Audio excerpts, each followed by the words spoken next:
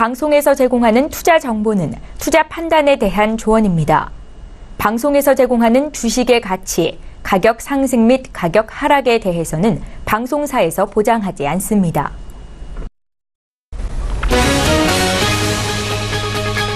헤드라인 뉴스입니다. 뉴욕 증시에서 주요 지수는 필립 모리스 등 소비 관련 주가가 부진한 데다 미국 국채 금리 상승세 지속에 대한 부담으로 하락 마감했습니다.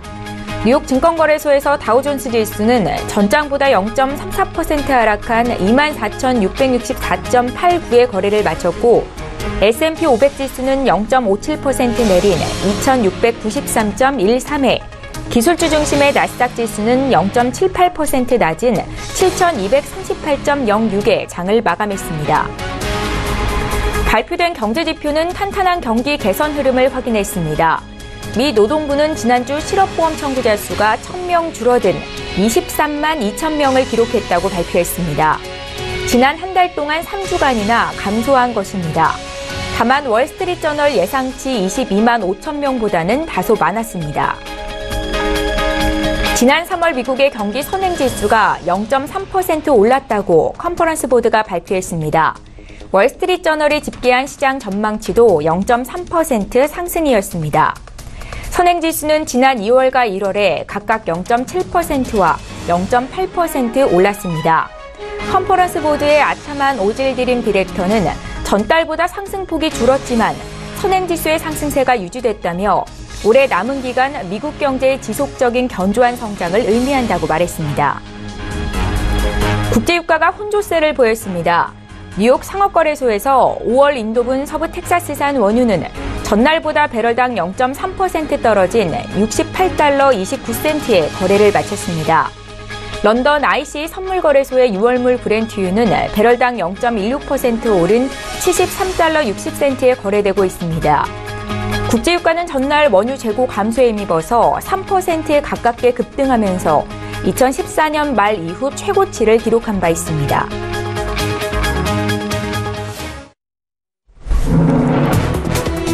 시청자 여러분 안녕하십니까? 출발 진시와이드 1부 시작합니다. 최은정입니다. 간밤 마감한 미국 뉴욕 증시 3대 지수가 일제히 약세를 기록했습니다. 시장 참가자들은 발표되는 경제 지표 또 기업들의 실적 발표와 국제유가 급등세에 주목하는 모습을 보였는데요. 특히 단기물 국채 금리가 꾸준하게 오르면서 이 장단기 국채 금리 차가 축소되고 있다는 점이 이날 주가에 하락 악력을 가했다는 분석입니다. 잠시 뒤에 향후 증시에 영향을 미칠 글로벌 이슈 분석해드리는 시간 갖겠습니다. 4월 20일 금요일이고요. 출중 일부 시간 지금 본격적으로 시작합니다.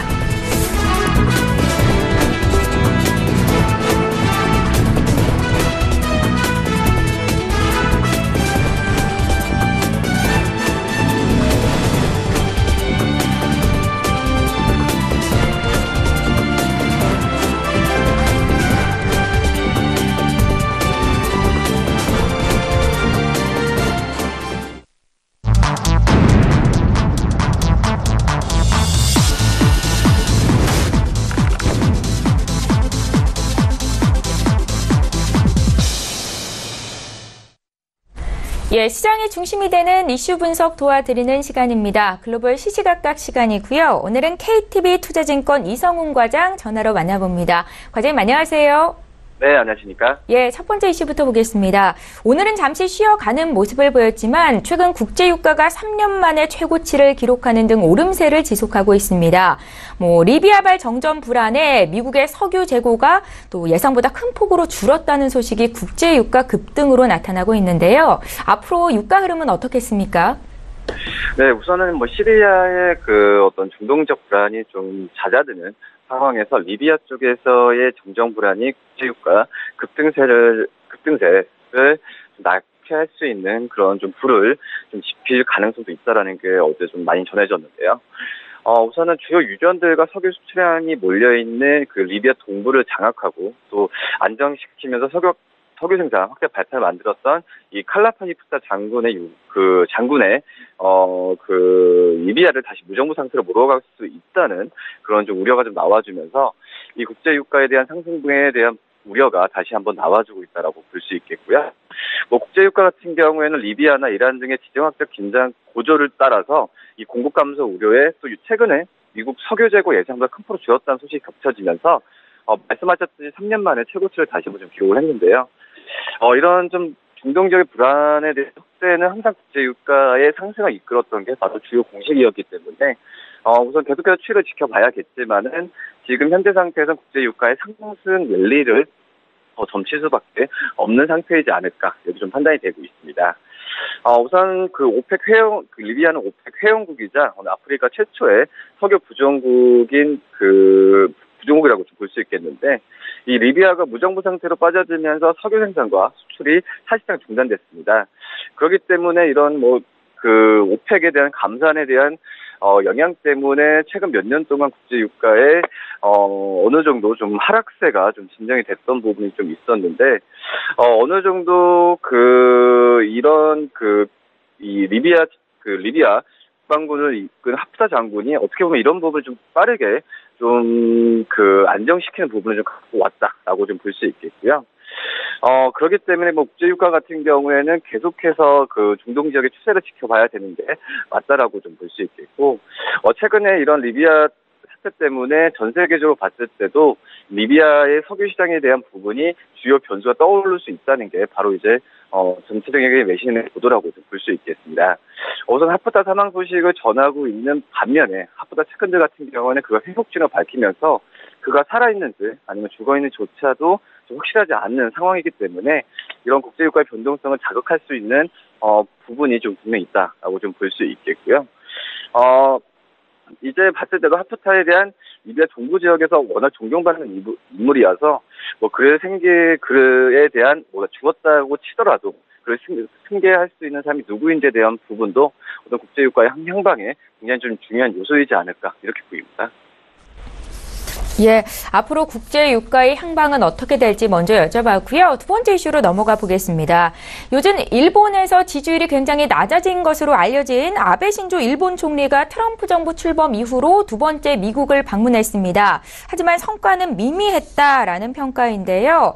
트럼프 대통령은 여전히 무역 관세 문턱을 낮추지 않은 가운데 미일 정상회담이 어떤 결과가 있었을지 자세한 내용 좀 봐주십시오. 네, 우선 아베 신조 일본 총리가 미국에서 정상회담을 좀 가졌는데요.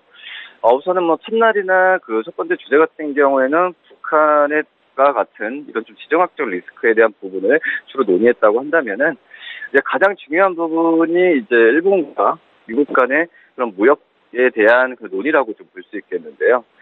이런 무역에 대한 논의 부분이 어떻게 보면은 개인적으로 봤을 때도 큰 어떤 효과는 나타나지 않고 좀 끝나지 않았나라고 생각이 되고 있고, 트럼프 대통령 같은 경우에는 납북 일본인 송환 그리고 북한 미사일 해결과 관련해서 아베 총리의 손을 들어준 건 맞다라고 볼 수 있겠는데, 철강 관세 면제 그리고 FTA 복귀 여부에 대해서는 기존 입장을 고수하면서 이 아베 총리에 대한 어떤 얘기에 대한 부분에 좀 반대쪽으로 계속 조금 얘기를 하지 않았나 판단이 되고 있습니다. 우선은 북한 문제에 대해서 모두 공감을 했습니다. 트럼프 대통령 같은 경우에도 공동 기자회견에서 나타나면서 이런 북한과의 정상회담 어떤 부분에 있어서 일본과의 뜻을 같이 했다라고 좀 볼 수 있겠는데요. 아베 총리는 북미 정상회담에서 지금 일본이 납북자 가운데 돌아오지 못한 12명의 송환을 위해 노력해달라고 좀 촉구를 했고, 미국 같은 경우에는 미국 같은 이런 부분에 있어서 노력을 많이 하겠다라고 좀 많이 밝혔고요. 그리고 양국 정상 모두 북한이 이 핵을 포기할 수 있도록 어떤 프로그램이나 이런 부분을 만드는 게 중요하다라는 게 1차적인 결론이었고, 오늘 말씀드리는 것 중에서 가장 중요한 부분은 이 미국과 이 일본 간의 어떤 무역에 있어서 누가 실익을 거두냐인데, 이 두 번째로 이 북한 외에 이 경제에 대한 논의를 했는데요. 그런 부분에 있어서는 이 북한에 대한 지정학적 리스크 외에 리스크보다는 합의점은 못 찾았다고 좀 생각이 되고 있습니다. 우선은 트럼프 대통령 같은 경우에는 일본과의 그런 그 적자에 대한 부분에 있어서 많이 우려를 표했던 건 사실이다라고 좀 볼 수 있겠고, 트위터를 통해서도 일본과의 그 무역 적자 부분은 이제 맞추도록 하겠다라고 좀 밝히면서 어느 정도 언론 플레이나 이런 부분에 있어서 좀 트럼프 대통령이 일본과의 그 정상회담을 통해서 계속해서 언론을 통해서 하지 않았나 이게 좀 판단이 되고 있습니다. 우선은 그 일본 같은 경우에는 이 미국의 어떤 환태평양 경제 동반자 협정에 대한 탈퇴 부분에 있어서 재가입에 대한 부분을 좀 많이 주장했다라고 좀 볼 수 있겠고요. 트럼프 대통령은 기자회견에서 재가입 의사가 없다고 못을 박았는데 그렇기 때문에 이 어느 정도 일본이 그 무역에 대한 부분에 있어서는 이 트럼프 대통령에 대해서 약간의 좀 그 분위기를 좀 주도권을 뺏긴 그런 상황으로 가지 않았나 판단이 되고 있습니다. 우선 그 미국과 FTA를 맺기보다는 미국이 이 환태평양 경제 동반자 협정에 대해서 복귀하기를 바라고 있는 부분이 더 크다고 좀 볼 수 있겠는데, 우선은 그 일본 같은 경우에는 만약에 미국이 FTA를 맺는다고 한다면 미국이 환율 조항이나 수출 규제 등 요구할 가능성이 높기 때문에 이런 점에서 봤을 때는 일본 같은 경우에는 미국 FTA를 하는 부분에 있어서 굉장히 부담스러운 상황으로 간다라고 좀 볼 수 있겠습니다. 그렇기 때문에 이 미국 같은 그 어떤 중요한 결론은 이끌지 않은 상태로 좀 가기 때문에 이 일본 아베 총리에 대한 어떤 정상회담에 대한 그 성과에 대한 부분은 지금 일본 내에서도 좀 부정적으로 계속 바라보는 경향은 있다라고 좀 볼 수 있겠습니다.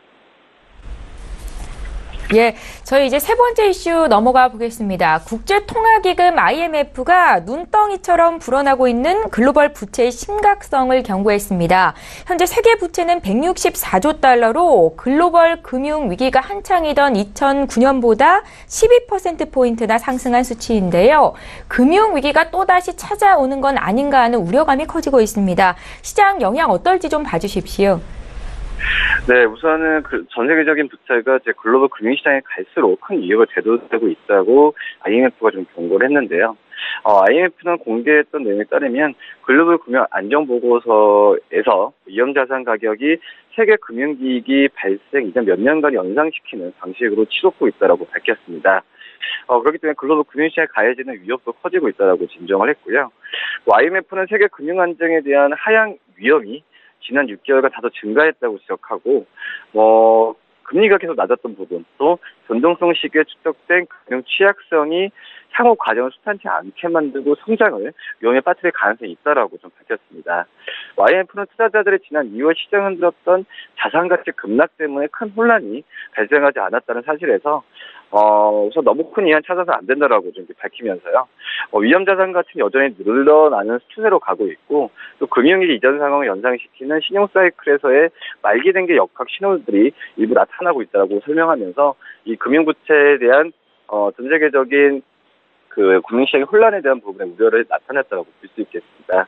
이런 부분은 시장의 어떤 금융 여건의 가파른 긴축에 노출되게 만드는 부분인데, 그러면서 위험 프리미엄의 그 갑작스러운 대감기, 또 위험자산 가격 재정축으로 이어질 가능성이 있다라고 밝히면서 금융시장에 대한 변화 부분을 많이 촉구했다라고 좀 말씀을 드릴 수 있겠고요. 또 이제 IMF에 따르면은 이제 거품 같은 경우에 얘기하면서 이 거품이 좀 다양한 그 자산 가격이 좀 끼어 있다라고 좀 밝혔습니다. IMF는 주가가 어떻게 전 세계적으로 펀드멘털에 비해 높은 수준이라고 좀 밝혔고, 특히 미국에서 이 같은 현상이 두드러진다라고 좀 밝혔고요. 또 신용도 낮은 회사들의 레버리지 수요가 과열도 지금 보이면서 이 회사채 밸류에이션도 부풀려져 있다는 것으로 분석을 내놓았고요. 이제 레버리지 론 같은 경우에는 사모펀드나 기업들이 다른 업체를 인수할 때 그 업체 자산을 담보로 받는 대출인데, 역시 이런 부분이 늘어나게 한다면은 기업들의 어떤 재무 상태에서는 안 좋게 갈 가능성이 있기 때문에 이런 부분에 있어서 계속해서 경고를 하고 있다라고 말씀을 드릴 수 있겠습니다. IMF의 통화나 지금 그 IMF의 어떤 금리가 정상적 수준을 점진적으로 데려가도록 관리하는 것이 이 금융 여건 긴축에서 나오는 위험을 줄이기 위한 첫 번째라고 좀 밝히면서 이 최근에 이제 무역 부분에서 최대 긴장 구조 같은 경우가 이런 좀 그 금융 부채 플러스해서 불안감을 야기할 수 있는 그런 부분이지 않을까 그런 판단이 되고 있습니다. 지금 현재 봤을 때도 이제 미국과 일본, 중국 3개국을 봤을 때도 글로벌 전 세계적으로 봤을 때의 그 전 세계 부채의 절반을 떠안고 있는데 특히 중국의 부채는 2001년에 1조 7천억 달러에서 지금 2016년 재작년 봤을 때도 25조 5천억 달러로 크게 늘어났다고 볼 수 있겠습니다. 그렇기 때문에 이 미국, 일본, 중국에 대한 이 부채에 대한 부분이 좀 줄어들어야 이런 좀 큰 그림으로 봤을 때 세계 금융시장이 안정화로 갈 가능성이 있다라고 좀 생각이 되겠고요. 우선 IMF는 이번 주에 워싱턴 DC에서 열리는 워싱턴 DC에서 IMF 총계 연례 회의를 앞두고 있는데 이 IMF가 지난 17일이죠. 경제전망 보고서 통해서 글로벌 경제 성장세가 2020년부터 둔화될 것으로 예상하면서 이런 부분이 경고를 했는데 과연 이번에 출래 회의 때 어떤 부분을 얘기를 할지 다시 한번 좀 해봐야 되지 않을까 이렇게 좀 판단됩니다. 예, 지금까지 글로벌 시시각각 시간이었고요. KTB 투자증권의 이성훈 과장 전화로 만나봤습니다. 고맙습니다. 네, 감사합니다.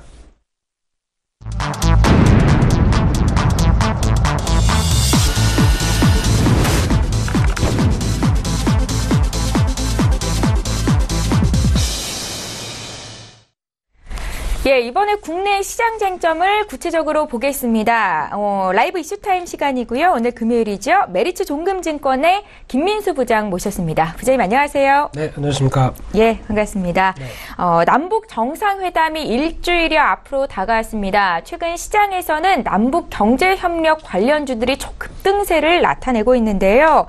도널드 트럼프 대통령이 남북 종전을 언급하고 있고 또 그동안 한국 증시의 발목을 잡았던 이 코리아 디스카운트 문제가 해소될 것이다라는 기대감이 커지고 있습니다. 김민수 부장님, 네. 지금 시점에서 주목해 볼 만한 종목이나 앞으로 흐름 좋을 만한 것들 업종 좀 봐주십시오. 네, 지금 상당히 좀 의미가 큰 사건이고 큰 변화고 좀 빨리 이어지는 변화고 이러다 보니까 일단 대처하기도 만만치 않지 않을까 싶긴 한데 단적인 예로 어제 오랜만에 코스피 코스닥의 상한가 종목이 12개 들어갔습니다. 예. 그중에 남북 경협 관련된 종목이 10개입니다. 그만큼 뜨겁다고 봐야 되겠죠. 그런 상황 쪽에서 일단 4월 27일이니까 다음 주 이 시간쯤 정도가 되겠네요. 예.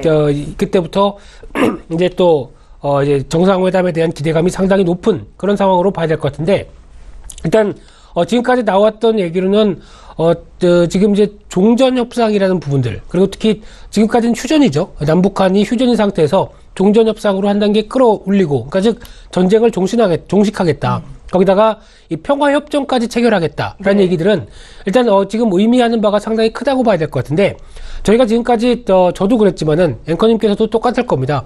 어떤 초등학교 때 교육받을 때 항상 방공 포스터 그리고요. 거기다가 대한민국의 적은 누굽니까? 그러면은 항상 공산당은 싫어요부터 나오는 북한이 주적이다. 이 표현이죠. 예. 그러니까 우리의 주된 적은 북한이다라는 표현에서 이 평화협정으로 넘어가게 되면은 일단 북한이 더 이상 적이 아닙니다. 그렇다는 얘기는 하나의 국가로 인정을 하고 그 국가 대 국가로서 뭔가 어떤 교역이 활발해지고 어떤 경제협력들이 늘어나고 하는 어떤 그 첫 단계가 되는 게 이 평화협정의 단계까지 들어가는 부분이라고 하게 되면 상당히 지금 의미하는 바가 크다고 봐야 되겠죠. 그런 상황 쪽에서 지금까지는 이제 또 하나 나오는 부분들이 그럼 평화협정까지 들어가게 되면 이제 과거 독일처럼 통일 쪽으로 가는 게 아니냐. 그러면 이제 통일 독일에 대해서 지금까지 왔던 부분들을 생각해 보게 되면 일단 독일이 통일됐을 때 가장 먼저는 주가나 여러 가지 앞으로의 비용에 대해서 걱정을 하면서 주가는 크게 밀렸다고 합니다. 그리고 경제적 혼란도 한 6개월에서 1년 정도는 좀 커졌다고 하는데 그럼 이때 봤었을 때 독일 쪽에서 그러면 외국인들이 자금을 뺐을까요? 아닙니다. 외국인들이 오히려 자금을 늘렸습니다. 예. 그런 어떤 혼란을 틈타서 장기적으로 봤었을 때 독일에 대해서는 가장 큰 기회가 높겠다라고 하는 점 쪽에서 외국인들은 매수가 들어갔다고 합니다. 그런 흐름을 봤었을 때 국내 흐름상으로 보게 되면 거의 비슷한 쪽으로 나오지 않을까. 단기적인 혼란이 있긴 하겠지만은 여전히 중장기적으로는 긍정적이지 않을까라는 쪽으로 봐야 될 것 같고요. 거기다가 어제 또 중요한 변화 중에 하나가 국가 부도 위험, CDS 프리미엄 같은 경우는 상당히 많이 마이너스권으로 돌아가기 시작했고 거기다 이제 원화 강세도 뚜렷했었죠. 물론 어제 수출 대금 결제라든가 여러 부분이 있다고 하더라도 장중에 1,060원이 붕괴된 거는 상당히 의미 있는 일이라고 봐야 될 것 같고요. 네. 이번에 회담 결과가 잘 되는 분위기로 나온다라고 하게 되면 지정학적 리스크가 완화되는 부분들이 첫 번째 환율에서 나올 걸로 보여집니다. 그렇게 되면 제가 보기에는 세 자리 숫자도 갈 수 있다라는 부분들은 염두하면서 특히 물론 이제 달러화에 대한 흐름들까지 같이 염두해서 보긴 하겠는데 예. 원화 자체에 대한 모멘텀으로도 충분히 원화 강세를 끌 수 있겠다라는 관점으로 보시게 되면은 일단 이번 흐름들을 그런 쪽으로 보셨으면 좋겠고요. 또 하나 지금 시장에서 가장 뜨거운 쪽은 주식 쪽이죠. 예. 특히 남북 경협 관련된 쪽에서 봤었을 때 개성공단 관련주 그리고 대북 송전주 금강산 관련주 정도가 1차로 이번에 남북 해빙 모드 쪽에서 첫 번째로 움직였던 종목들입니다. 근데 여기서 그치지 않고 한 단계씩 조금씩 좋은 얘기가 나오기 시작하다 보니까 두 번째로 넘어간 게 이제 시멘트 쪽이죠. 거기다가 시멘트 건설 쪽이요? 그렇죠. 예. 시멘트, 건설, 비료, 철도까지 예. 이런 쪽으로 이제 다양화되기 시작을 합니다. 그런데 이제 마지막으로 조금 여기서 한 단계 더 나가서 이제 다음 주를 앞두고 좀 더 긍정적인 얘기가 나온다. 그렇게 되면 이 회담 결과에 따라서 나올 수 있는 이제 인프라 관련 쪽이죠. 지금 어제 보니까 노무라 증권에서도 리포트가 나오기 시작했는데 관련된 쪽에서 SK텔레콤을 직접적으로 명시를 했고요. 통신 쪽이겠죠. 예. 통신 관련된 쪽까지 건드린다는 얘기는 인프라 투자까지도 가장 크게 확대가 될 수 있다는 쪽도 얘기가 나오고 있고 거기다가 또 한 종목 오뚜기도 얘기를 했습니다. 오뚜기를 얘기한다는 얘기는 이제 간편식이고 그러다 보니까 상대적으로 좀 북한에 대한 영향 부분에 대해서 약간 좀 미진한 상황인데 거기까지 확대가 돼서 나간다고 하게 되면 음식료 쪽에도 기회 요인이 되겠다. 이런 쪽에 대한 변화라고 봐야 되겠죠. 그런 쪽으로 봤었을 때 일단 지금 점진적으로 남북 경협 관련된 쪽이 확장되는 쪽으로 테마주가 이끌어지는데 시장이 놓치고 있는 부분이 하나 있습니다. 일단 가장 큰 지정학적 리스크가 감소됐을 때 가장 크게 반응하는 쪽은 시가총액 상위 종목입니다. 이쪽이 가장 먼저 그에 따라서 실적이 이렇게 좋은데 아직까지 못 올라간다라고 하게 되면 핑계를 댈 수 있었던 부분들이 그래도 지정학적 리스크 남북한 대치가 되어 있는 나라 아니냐 예. 이런 쪽으로 바라봤는데 이 부분이 사라진다고 하게 되면 시가총액 상위 종목들 쪽에서는 이런 어떤 디스카운트 될 만한 요인들이 없다는 얘기죠. 그렇게 되면은 지금 실적 잘 내고 있는 삼성전자 그리고 SK 하이닉스와 같은 이런 대표적인 국내 업체들 같은 경우도 이런 부분들이 할인되는 부분들이 제거되기 시작한다라고 하게 되면은 주가에 대한 전반적인 국내 시장의 평가는 물론이거니와 시가총액 상위주가 가장 먼저 수혜가 크다란 쪽도 시장은 좀 놓치고 있는 게 아닌가라고 생각이 들고 있는데 이 부분도 꼭 챙기셨으면 좋겠고요. 그러다 보니까 삼성전자는 결론적으로는 이래 봐도 그렇고 저래 봐도 그렇고 사야 됩니다. 매수해서 갖고 계시는 게 제일 좋은 시점이라고 생각 들고 있고요. 그런 상황 쪽에서 이제 남북 경협주가 상당히 뜨겁습니다. 오늘도 어제 상한가가 들어간 만큼 오늘도 장중에 빠르게 움직이겠죠. 그런데 일단 여기서는 앞서 말씀드렸듯이 항상 주가를 봤었을 때 기대감이 선반영되는 과정들 그래서 그걸 통해서 주가가 얼마만큼 올라가느냐라는 어떤 흐름을 보게 되면 지금은 단기적으로는 부담스럽습니다. 그렇기 때문에 만약에 혹시나 다음 주 초까지 해서 어떤 물량 부담이 좀 나온다라고 하게 되면 그때는 모르겠는데 지금은 시세가 좀 선 반영되고 있다는 관점들을 생각하셔야 될 것 같고요. 또 하나 이제 남북 정상회담과 관련된 부분들은 다음 주가 피크다. 그러니까 다음 주에 대해서 만약에 좋은 얘기가 나온다고 하더라도 재료 노출로밖에 볼 수 없습니다. 그렇기 때문에 거기가 일단은 피크다. 근데 많이들 얘기하는 게 또 그러면 6월달 가게 되면 또 북미 정상회담이 있지 않느냐. 예. 근데 보통 한 달, 두 달 정도까지 시간이 있다라고 하게 되면 주가는 또 조정을 받게 되겠죠. 그렇기 때문에 정점일 가능성이 있다는 쪽도 생각하시면서 저는 개인적으로 북미 정상회담에 대해서는 큰 기대는 안 합니다. 왜냐면 거기서는 일단 미국이 만만한 상황 쪽으로 북한에 대해서 어떤 이제 손을 들어줄 것 같지도 않고요. 한 번에 좋은 결과를 끌어낼 것 같지도 않습니다. 그렇기 때문에 일단 지금이 어떻게 보면 가장 정점일 상황이다라는 점도 염두를 해두시면서 대응 전략 짜시는 게 좋겠다고 보여집니다. 남북 경제 협력주 중에서 아직 움직이지 않은 것처럼 보이는 통신주는 지금 시점 매수는 가능하다라고 보시는 건가요? 아닙니다. 아닌가요? 지금 매수를 하시지 마시고요. 예. 통신주는 가장 끝일 겁니다. 특히 인프라 관련된 쪽에서의 가장 끝단의 변화라고 보니까 아마 이제 남북 정상회담 때 나올 수 있는 내용들을 충분히 확인한 다음에 예. 마지막에 움직일 수 있는 종목이 아닌가 생각되고 있는데 그런 부분들은 이제 좀 어떻게 보면 움직일 거 다 움직이고 나중에 움직이는 후발주자의 성격이 강하다고 봐야 되겠죠. 그래서 직접적인 수혜나 이런 부분들은 아직 좀 제한적이다라는 관점 쪽으로 봤을 때 아직은 좀 더 지켜보시는 게 좋지 않을까 생각됩니다. 예, 한국 한국이 받고 있는 프리미엄 자체가 높아진다면 당연히 시가총액 상위주 쪽으로 매수세가 몰릴 것이다. 특히 삼성전자나 SK하이닉스는 레벨업 할 수 있겠다라는 말씀까지 좀 들어봤습니다. 자, 최근에 바이오주가 거품 논란 속에 급락세를 보이고 있습니다. 하지만 최근까지 장을 또 이끌어왔던 게 제약 바이오 쪽이잖아요. 네. 이대로 끝나는 겁니까, 부장님? 어제 나왔던 그저께였죠. 나왔던 리포트 중에 보게 되면은 파티는 끝났다, 이제 다 좀 정리하자 이런 분위기가 아니라 딱 뉘앙스가 파티는 끝나간답니다. 예. 참 애매하죠. 예, 이걸 그러면 팔려는 것도 아니고 끝나가니까 이걸 어떻게 해야 되느냐라는 쪽에 대한 논란도 많은 상황들인데, 일단 제약 바이오 쪽은 쉽게 말씀드리면은 저희 표현 중에 그런 게 있죠. 올라도 너무 올랐다. 예. 이런 표현들. 그러니까 즉 뭘 믿고 저렇게 올라드느냐라는 부분들. 그래서 특히 바이오 제약 쪽에 대한 경고음을 저도 몇 차례 드렸습니다만, 몇 차례 드렸음에도 불구하고 주가가 계속 올라가는데 거기에 대한 어떤 망연자실한 느낌들, 이런 쪽이 반영되다가 이제 고점에서 좀 밀리는 상황이 아닐까, 그렇게 생각이 들고 있고요.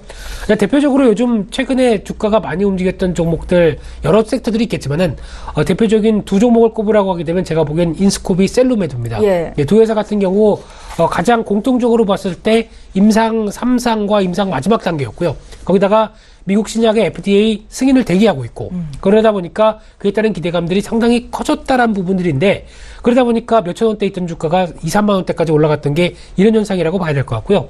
특히 인스코비 같은 경우는 혹시 뭐 하시는 회사인지 아십니까? 그냥 바이오 쪽이라는 거죠. 네, 예. 바이오죠. 네. 네. 그런데 여기서 혹시 봉독이라고 혹시 아세요? 네. 봉독, 꿀벌침. 예. 다 아시죠? 이렇게 얘기하면 아는데, 이걸 약간 꼬아서 봉독 아니면 뭐 아토픽스 이런 쪽으로 나오기 시작하게 되면은 뭔가 있어 보이죠. 예. 근데 이걸 이용을 해서 저희 할아버지께서 이제 뭐 하실 때 이렇게 벌 가지고 하셨던, 벌침을 이용해서 그렇죠. 치료하시는. 네. 예. 그런 쪽인데, 그걸 이용해서 지금 미국 신약을 임상 3상이 끝나고 신약 대기를 하고 있는 이런 상황들까지 나오다 보니까 이런 모멘텀 때문에 주가가 급등했던 게, 일단 아직까지는 이를 통해서 물론 미국 사람들이 보기에는 되게 신기하겠죠. 예. 저게 특히 그렇다고 해서 화학물질도 아니고 꿀벌의 벌침을 이용해서 활용하게 되면 뭔가 좀 신약의 어떤 그 자연치료요법 쪽에서 뭔가 나오지 않을까라는 쪽에 기대감 쪽에서 그들은 아마 허가를 신청을 해줄 가능성은 뭐 있지 않을까 생각이 들고 있는데, 근데 이걸 통해서 과연 얼마만큼의 어떤 실적이라든가 상용화를 통해서 나올 수 있을 것인가는 아직 아무도 모른다는 얘기겠죠. 그래서 뜨다 보니까 주가는 그렇게 급등을 했는데, 오히려 지금 하다 보니까는 과연 이게 적정한 주가일까에 대한 의심들, 그리고 이런 변화들이 지금 주가에 차익 매물에 또 들어온다는 쪽으로는 생각하셔야 될 것 같고요. 예. 거기다가 지금 상대적인 흐름을 비교해 보게 되면 1년 동안 작년에 비해서 올해 지금 현재까지 KLX 헬스케어는 한 96% 올랐다고 얘기를 하고 있고요. 거기다가 코스닥 제약 쪽은 123%가 올랐다고 합니다. 이번에 코스닥 벤처펀드도 같이 가세를 했던 측면들도 있겠죠. 예. 거기다가 또 반대로 보게 되면 나스닥 바이오는 1년 동안에 8.8% 올랐습니다. 그러면 상대적으로 우리나라 주가가 많이 올랐다는 얘기겠죠. 그런 흐름을 봤었을 때, 그래서 이제 파티는 끝나간다는 표현들이 이런 쪽으로 쓰지 않았나 생각이 들고 있고요. 거기다가 또 하나가 추가되는 게, 이 정부에서 이 연구개발비 관련된 회계처리 비용들, 특히 연구개발비는 지금까지 제약바이오 쪽에서는 무형의 자산, 그러니까 즉 연구개발비를 통해서 앞으로 신약을 개발하게 되면 이게 자산 측면으로 갈 수가 높다는 쪽에서 무형 자산으로 잡았었죠. 그러면은 회계처리를 봤었을 때 상당히 이를 어떻게 보면 좀 너그럽게 용인했던 측면들이 높은데, 만약에 이거를 지금 정부의 입장 쪽으로 바꿔서 약간 비용으로 처리를 한다라고 되면 지금 제약 바이오 쪽에 대한 종목들은 오히려 대거 적자를 볼 수밖에 없습니다. 이런 측면들이 나오는 흐름에 대한 부담들도 주가에 좀 작용을 했다는 쪽으로 보게 되면, 일단 나온 얘기들 다 치우고요. 예. 그럼 주가가 어떻게 될 것이냐라고 하게 되면 한 단계 더 레벨 다운될 가능성이 높습니다. 그렇게 되면은 지금부터는 지금 단계에서 주가가 한 번 더 밀린다라고 하게 되면 밀린 부분에 대해서는 빠르게 반등할 겁니다. 그런 상황에서 빨리 밀렸다가 빨리 돌아오는 쪽은 있는데, 그렇다고 해서 지난 고점처럼 똑같이 다시 V자식으로 가느냐에 대한 부분들은 저는 아닐 가능성이 높다고 생각되고 있고요. 예. 빨리 밀렸다가 빨리 올라온 다음에 약간 하향 정체가 좀 되지 않을까라는 쪽으로 시장을 바라보시면서 접근 전략을 짜시되, 만약에 여기서 지금 단계에서 또다시 한 10%대까지 빠르게 밀린다, 사야 되겠죠. 단기 저점 매수는 가능합니다. 하지만은 빨리 올라오게 되면 일단 단타를 했다는 마음 쪽으로 정리를 하신 다음에 전반적인 업종들을 좀 지켜보시는 게 좋지 않을까 생각되고 있고요. 그런 관점 쪽에서 두 종목이라고 하게 되면 여전히 셀트리온, 삼성바이오 이쪽이 그나마 저희도 알고 있고 그나마 좀 공개가 정보가 좀 투명하게 공개된 쪽이다 보니까 그런 쪽에 대한 포커스를 맞추시면서 혹시 싸지면 한번 단타해볼까 이런 정도로 노리는 게 좋지 않을까 생각됩니다. 내가 생각하기에 바이오주를 좀 고점에서 잡은 것 같다 하시는 분들은 정리할 필요가 있겠군요. 보통 보면은, 아까 지금 제 손님들도 보면은 한 2, 3천만 원대 매매하시던 분이 한 6개월 만에 앞자리 숫자가 바뀐 부분들이 많습니다. 억대에 들어가신 분도 있고요. 그러다 보니까 이제 제약바이오 관련돼서 한 달 전부터 저는 계속 경고의 말을 얘기를 드려도 잘 안 듣습니다. 이런 분들은 오히려 그쪽에서 큰 재미를 보셨기 때문에 계속 그쪽으로 가실 거라고 생각을 하고 있고 그런 상황이다 보니까 지금 같은 경우 이제 어떤 객관적인 조언이나 어떤 이성적인 판단을 말씀드려도 그게 안 통하는 부분들이 있다는 건 좀 아쉽다고 생각해야 될 것 같은데요. 고점에서 물리셨다라고 하게 되면 방법이 없습니다. 일단 어느 정도 폭이 좀 정리될 흐름들까지는 지금 이제 고점에서 보통 내가 견딜 수 있는 수치가 한 10%대 아니면 15%대 이 정도까지는 견디는데 그 이상으로 넘어간다라고 하게 되면은 일단 손절하는 게 맞습니다. 그리고 다시 재차 타이밍을 노리는 게 맞다라고 봐야 될 것 같고요. 일단 항상 모든 제약바이오뿐만 아니라 모든 주식이 고점에서 물렸을 때에 대한 대응이 가장 중요하겠죠. 근데 아니다 싶으시면 정리하는 게 가장 빠른 전략이고 그나마 건강한 전략이다라는 쪽으로는 말씀드려야 될 것 같습니다. 바이오주는 급락에 따른 재반등이 있을 수는 있겠지만 또 비중이 너무 많거나 고점에 샀다고 생각하신 분들은 위험 관리를 좀 하실 필요가 있겠다 생각이 듭니다. 자, 오늘 한 주를 마감하는 금요일장이 이제 시작이 될 텐데 한 30분 정도 뒤면 개장이 되겠죠. 투자 전략 좀 여쭤보죠. 네, 오늘 미국 시장이 좀 밀렸었죠. 근데 국내 시장은 영향을 안 끼칠 겁니다. 오히려 장 초반에만 어느 정도 좀 영향을 보이다가 다시 한번 시장은 지금 나오고 있는 분위기들 그대로 이 영향을 가려고 하지 않을까. 그러면 지금 어제 이어졌던 이제 코스피 중심으로 강세, 코스닥은 약간 좀 매물을 받는 현상. 이쪽은 오늘도 이어질 가능성이 높다는 쪽으로 바라봐야 될 것 같은데 오늘 또 금요일입니다. 그러다 보니까 이 중소형주 관련된 쪽에서 혹시나 장중에 반등 시도했다가 금요일 날의 특성답게 중소형주에서 오늘 빠르게 앞서 말씀드렸던 제약바이오나 이런 쪽에서 매물화가 좀 급격하게 일어난다. 좀 많이 밀린다 그러면 장중에 오늘 같은 날은 베팅하셔도 됩니다. 그래서 어떤 타이밍과 포인트를 보시면서 많이 밀렸다 싶으면 오늘 같은 경우는 대응하셔도 되는데 시장의 중요한 주도는 일단 남북 관련된 기대감과 함께 어떤 큰 흐름들이 지정학적 리스크 완화와 함께 들어가고 있는 코스피의 재조명 그리고 시가총액 상위주에 대한 재부각 이런 쪽으로 포커스가 맞춰져 있기 때문에 이런 흐름들을 좀 더 체크를 하시는 게 중요하겠다는 쪽으로 봐야 될 것 같고요. 또 하나 섹터를 말씀드린다고 한다면 오늘 한중경제공동위원회가 있습니다. 중국 베이징에서 2016년도 이후에 2년 만에 열리게 되겠죠. 근데 이쪽에서 아무 의미 없이 2년 만에 만나서 악수하고 그냥 끝나면은 이게 아무 의미가 없겠죠. 근데 여기선 또 중요한 얘기가 나올 가능성이 높다라는 쪽으로 봤었을 때 중국 소비주, 화장품주부터 이제 여러 가지 종목들 관심 있게 오늘 좀 봐야 될 자리라고 생각되고 있고요. 또 하나 어제 공청회가 5G 관련돼서 공청회가 열렸습니다. 그래서 주파수 경매 관련된 쪽에서 이제 주파수 할당 금액 같은 경우도 좀 어느 정도 가이드라인이 나왔는데 이런 부분들과 함께 이제 6월 달까지 주파수 경매 이런 식으로 가게 되면은 여전히 5G 관련된 쪽에 대한 부각들은 뜨거울 수 있다라는 쪽에서 지금 최근에 코스닥이 좀 주춤하지만은 이런 종목들의 섹터들은 좀 바뀔 가능성이 높다는 쪽으로 바라보시고요. 여전히 오늘도 실적 발표 많이 하죠. 이와 관련된 쪽에서 실적 발표 시즌에 나오는 종목들, 특히 삼성전자 실적 잘 발표하고 또는 GS건설 같은 경우도 실적 좋게 발표하다 보니까 어떤 어닝 서프라이즈에 대한 어떤 기대감들도 아직 꺾이지 않았다라는 관점으로 봤을 때 종목들 실적 발표하면서 나오는 변화들도 같이 체크하는 게 중요한 하루로 그렇게 보셔야 될 것 같습니다. 5G 관련주, 중국 소비 관련주 오늘장 주목해볼 필요 있겠다 말씀까지 들어가 있습니다. 구체적인 투자 전략 여쭤봤고요. 메리츠 종금증권의 김민수 부장 모시고 이야기 나눠봤습니다. 고맙습니다. 네, 감사합니다.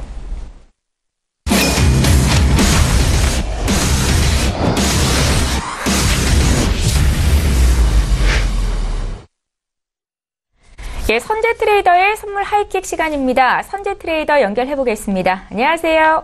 네, 안녕하십니까. 예, 반갑습니다. 자, 오늘도 국내 선물 시장 투자 전략부터 여쭤보죠. 네, 국내 선물 좀 보겠습니다. 우선은 어제 321지수 안착 시도를 하다가 밀렸었죠. 자, 어제 이렇게 설명드렸습니다. 저희는 지지력의 매수를 받아서 이 구간까지 끌고 가겠다. 그 다음에 이 구간들 안착한지 여부에 주목하겠다. 한마디로 321지수 저항이 예상된다. 이렇게 말씀드렸죠. 자, 오늘은 318지수 지지력 관점에 주목을 합니다. 우선은 지지력은 316.50까지를 열고 보셔야 되고요. 한마디로 이 아래자리라는 거죠. 그리고 오늘은 마디가 두 개라고 보시면 됩니다. 319.50대부터 00 사이들. 여튼 이 구간, 오늘 이 구간 지지가 되느냐, 아래 구간 지지가 되느냐.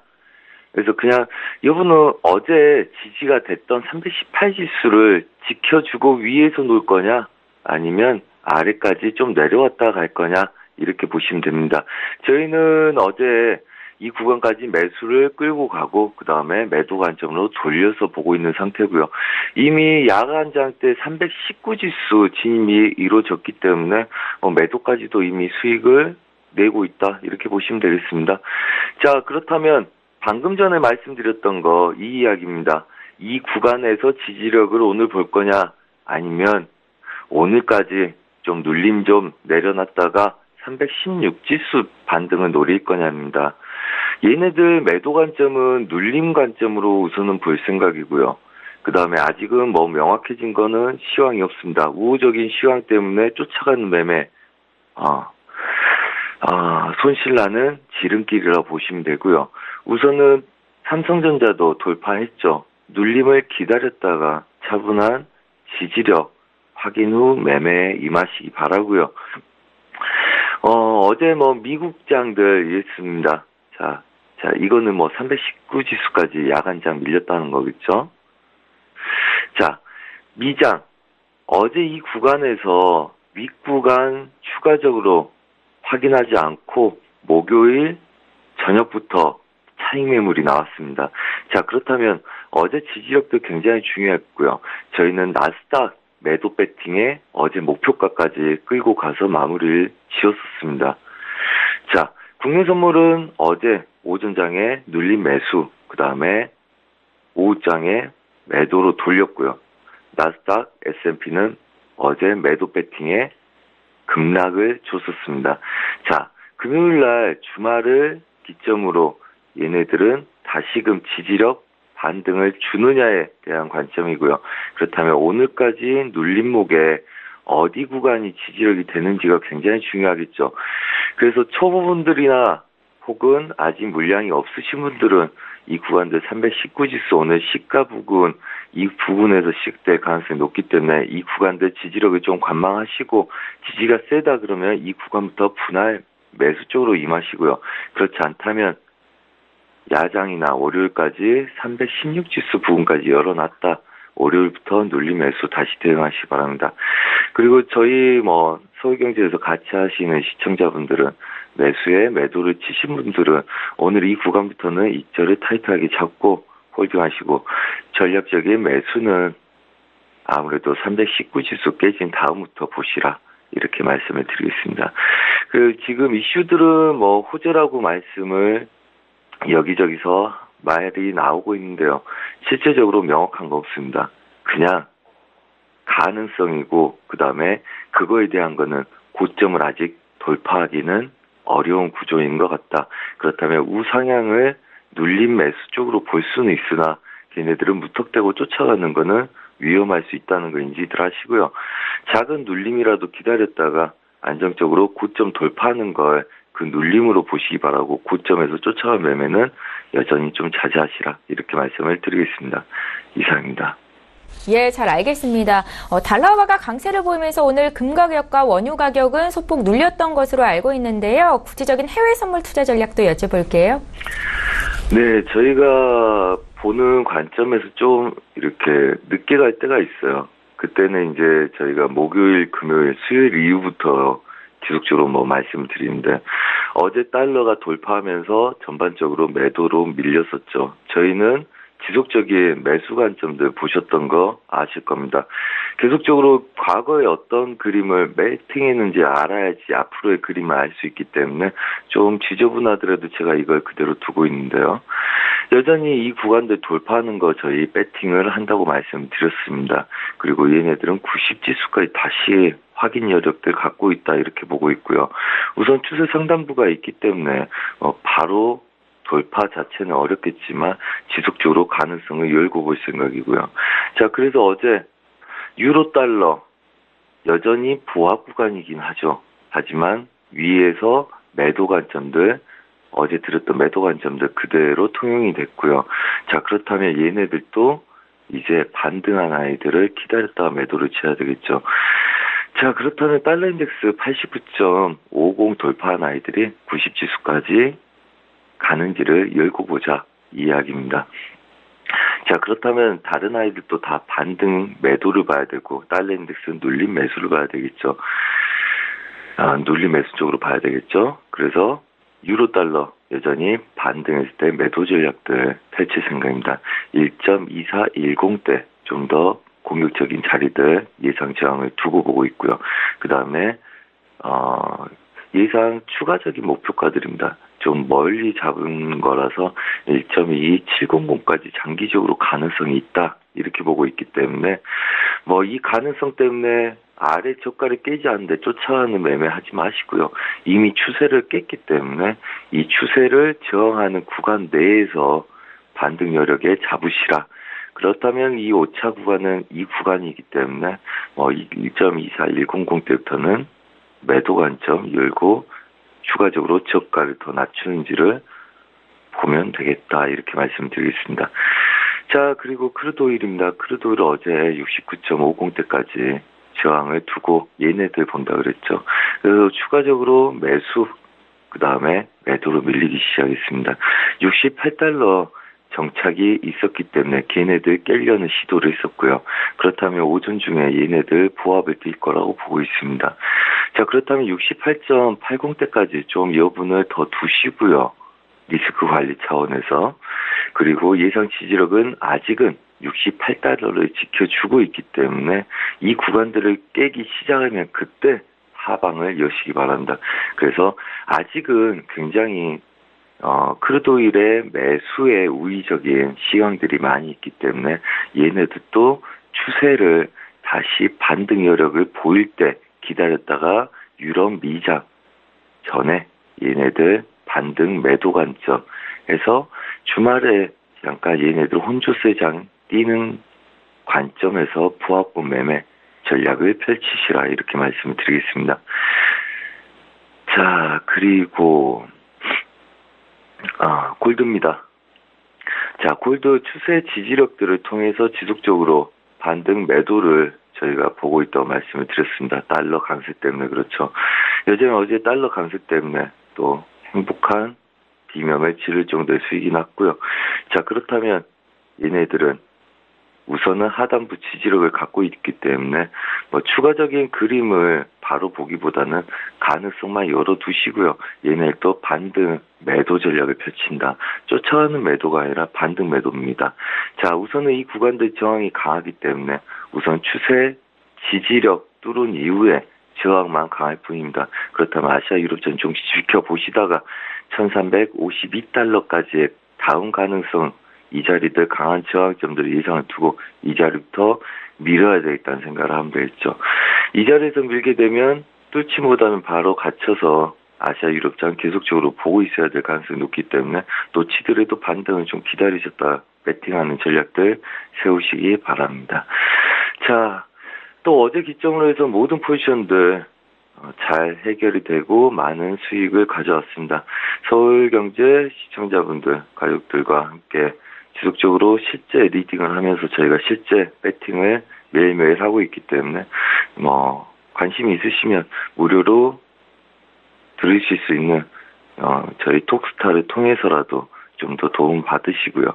그다음에 리스크 관리 잘 하시고 한 주간 수익도 잘 지키시고 또 이번 주도 마감하시기 바랍니다. 감사합니다.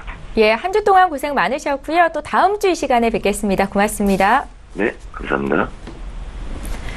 예, 출발 증시와이드 1부 여기서 마칩니다. 잠시 뒤 2부 시간에는 시청자 여러분들을 위해서 종목에 집중을 해드리겠습니다. 전문가와 함께 추천주를 공개해드릴 거고요. 또 다음 주면 전문가들의 수익률이 공개가 되고 순위가 매겨지게 될 겁니다. 저희 출중 2부 시간에는 시청자 여러분들 종목 상담도 받으실 수 있는데요. 샵 0082번으로 문자 참여해 주시면 되겠습니다. 저희는 잠시 뒤 2부 시간으로 다시 오겠습니다. 고맙습니다.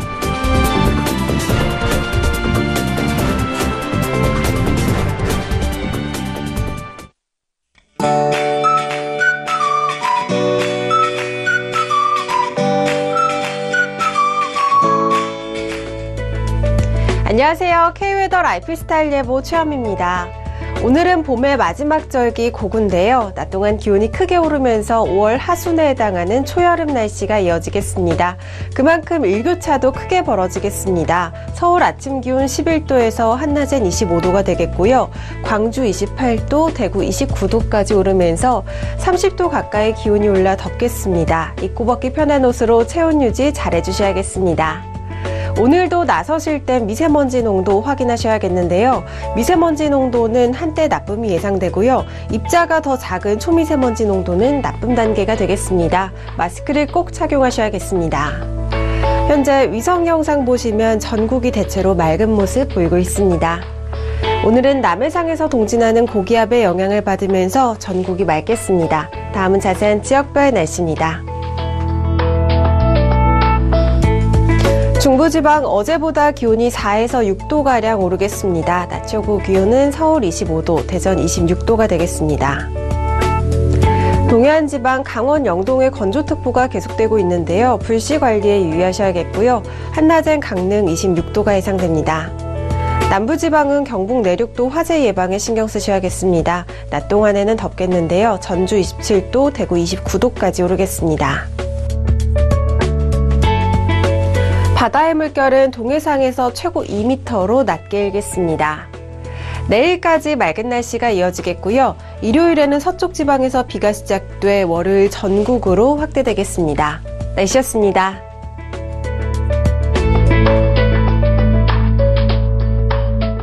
본 방송에서 제공하는 투자 정보는 투자 판단에 대한 조언입니다. 방송에서 제공하는 주식의 가치, 가격 상승 및 가격 하락에 대해서는 방송사에서 보장하지 않습니다.